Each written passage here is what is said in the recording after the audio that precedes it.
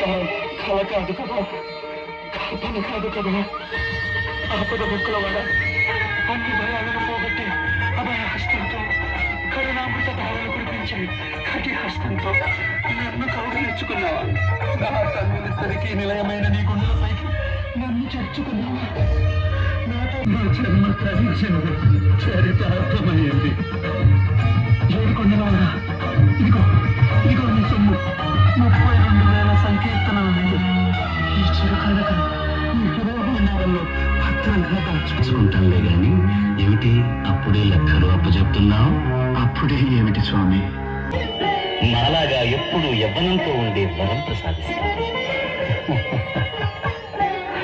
నటన సూత్రధారే, నీ పరమపద సోపానపు ఆటలు కోరికల నిత్యములు ఎక్కించడం, ఆశల పాములతో మింగించడం నాకు కొత్తేమీ కాదులే. ఇంకా ఈ దేహంపై మోహం ఉందా పోయిందా అని పరీక్షిస్తున్నావు కదూ గోవిందా? ఇది పరీక్ష కాదు. కాకపోతే ఏమిటి మరి? నీ కీర్తనలపై వ్యామోహం. నిజం. పాటతో మా హృదయ సామ్రాజ్యాలను పరిపాలించిన కవి మహారాజు. నీ పాటలను వింటూ ఎంత పులకించామో, ఎంత పరవశించామో ఎలా చెప్పను. ఒకనాడు నువ్వు మా ఏకాంత సేవా సమయంలో జో అచ్యుతానంద జో జో ముకుంద లాలి పరమానంద రామ గోవింద జో జో జో జో అంటూ లాలిపడుతుంటే పసిబాలకున్నై వటపత్రంపై పవడించి సేద తీరనయ్యా స్వామి. ఇంకొకనాడు మా దేవేరులకు మంగళ నీరాజనాలు సమర్పిస్తూ మరో అద్భుత కీర్తన ఆలపించాం. ఆ కీర్తన పద్మ పద్మ ఏమిటది?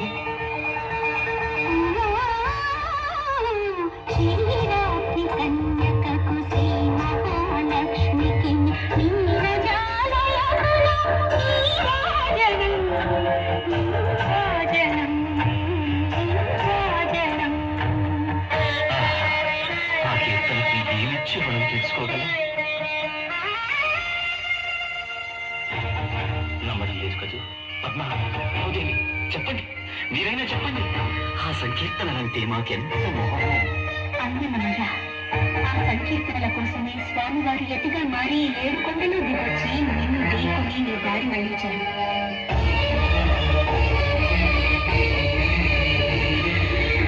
ఆ సంకీర్తనలకు వశులకి స్వయంగా పురోహితులై నీ పెళ్లి జరిపించారు.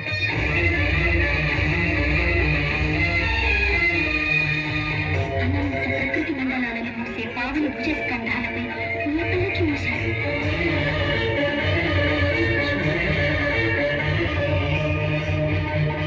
మీరు వెళ్ళిపోతే అలా మళ్ళీ ఎవరు పాడతారు? ఎవరు మమ్మల్ని ఆడిస్తారయ్యా? నా పాటలు లోకాలను ఆడించే మిమ్మల్ని ఆడించాయా? వాటిని మీరు గుర్తుంచుకొని మళ్ళీ పాడి వినిపించేంతగా ఆడించాయా? చాలు స్వామి, చాలు. నాకు పట్టలేని అలసిపోయేంత ఆనందం కలుగుతుంది.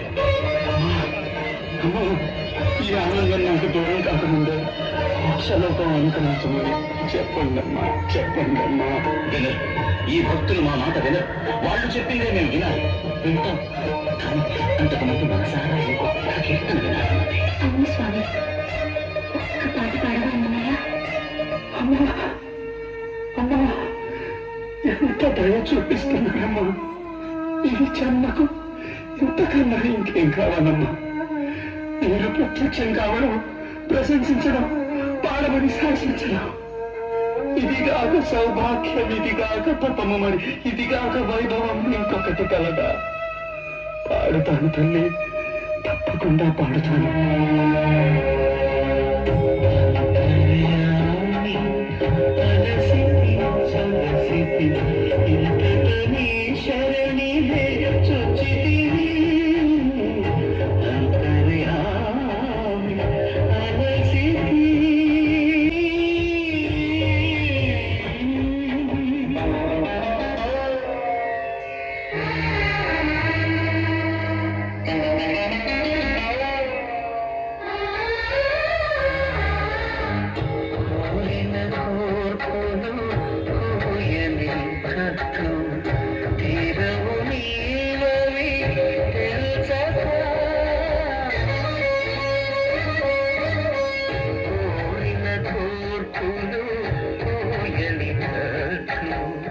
తీరవు నీవవి తెలుసక భారపు పగ్గాలు పాపపు యములు